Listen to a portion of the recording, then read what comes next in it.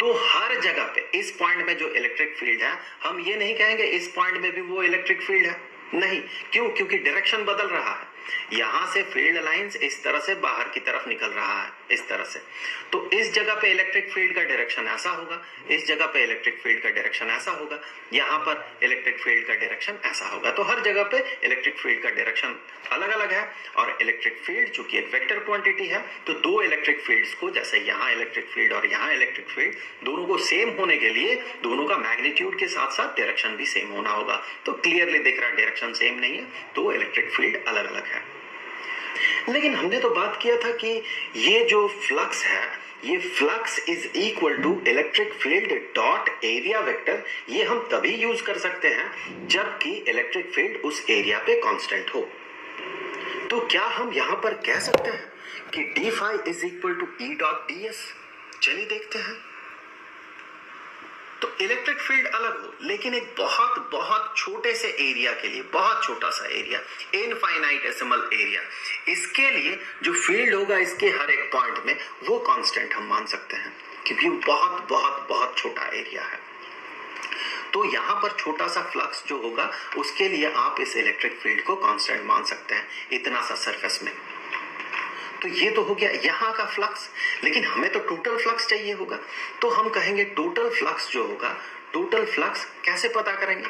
एक छोटा सा रीजन में फ्लक्स अगर इतना होगा, छोटा सा सरफेस में, तो टोटल फ्लक्स के लिए इसे हम कर देंगे इंटीग्रेट।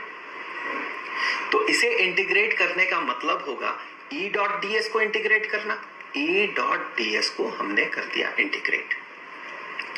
यहां पर ये जो इंटीग्रल है, जो इंटीग्रेट कर रहे हैं हम, ये ओपन सरफेस में कर रहे हैं या क्लोज्ड सरफेस में कर रहे हैं? ऑब्वियस सी बात है, गाउसेस थ्योरम जो है ये होल्ड करेगा क्लोज्ड सरफेसेस के लिए। तो ये जो सरफेस है जहां पर हम इंटीग्रेट कर रहे हैं, वो एक क्लोज्ड सरफेस है। उसे रिप्रेजेंट करने के लिए हम यहाँ पर एक सर्कल बना देते हैं। ये रिप्रेजेंट करता है क्लोज्ड सरफेस को। अब इस सरफेस को एक नाम दे देते हैं हम एस, और यहाँ पर एस अपेंड कर देते हैं। इसे जब हम पढ़ते हैं तो हम कहेंगे, सिंपली हम कह सकते हैं ई डॉट डी एस का integration over the closed surface S.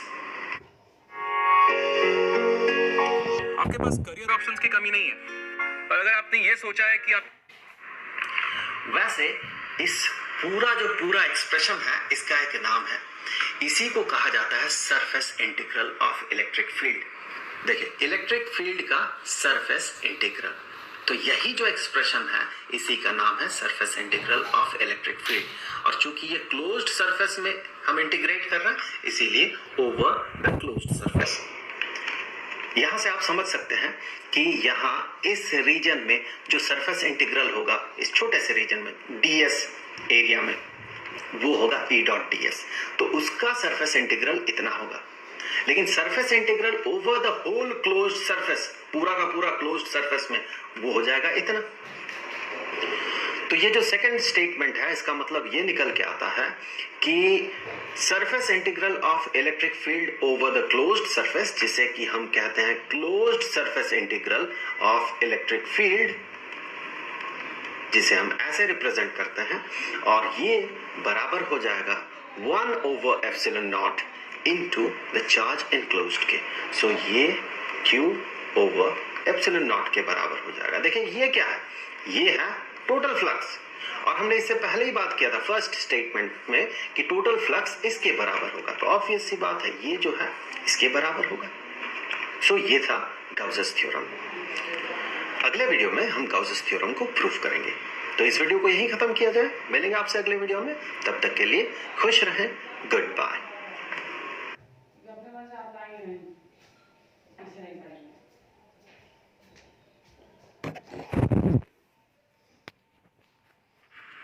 अब तक के वीडियोस में हमने बात किया था गाउसेस थ्योरम पे।